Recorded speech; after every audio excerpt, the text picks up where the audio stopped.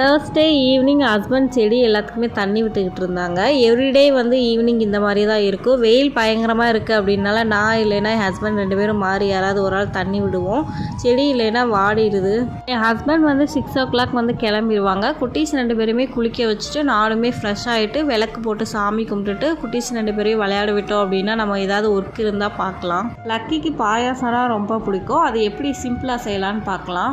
50 gram சவ்வரிசி எடுத்திருக்கேன். சவ்வரிசி cook ஆகிறதுக்கு வந்து டைம் ஆகும். ஒரு 20 minutes கிட்ட நல்லா குக் பண்ணிக்கோங்க. வாசனைக்காக ஏலக்காய் தூள் சேர்த்துருக்கேன். சவ்வரிசி வந்து 50 கிராம் எடுத்திருக்கோம் அப்படின்னா நம்ம சேமியாவும் சுகருமே அது ஈக்குவலாக 50 கிராம் தான் எடுக்கணும். அப்போ தான் டேஸ்ட்டு வந்து நல்லாயிருக்கும். நான் வந்து கோதுமை சேமியா தான் எடுத்திருக்கேன். உங்கள்கிட்ட என்ன இருக்கோ அதை நீங்கள் யூஸ் பண்ணிக்கோங்க. சேமியா சேர்த்தோடனே நம்ம சுகரும் சேர்த்துக்கலாம். ஒரு 10 நிமிஷம் குக் பண்ணால் போதும், நல்லா குக் ஆயிரும். ஃபைனலாக நெய்யில் வந்து முந்திரி, கிஸ்மிஸ் பழம் உங்களுக்கு பிடிச்ச நட்ஸை நீங்கள் சேர்த்துக்கிட்டீங்க அப்படின்னா டேஸ்ட்டு சூப்பராக இருக்கும். நான் எதுவுமே சேர்க்கவே இல்லை, ரொம்ப சிம்பிளாக தான் பண்ணியிருக்கேன்.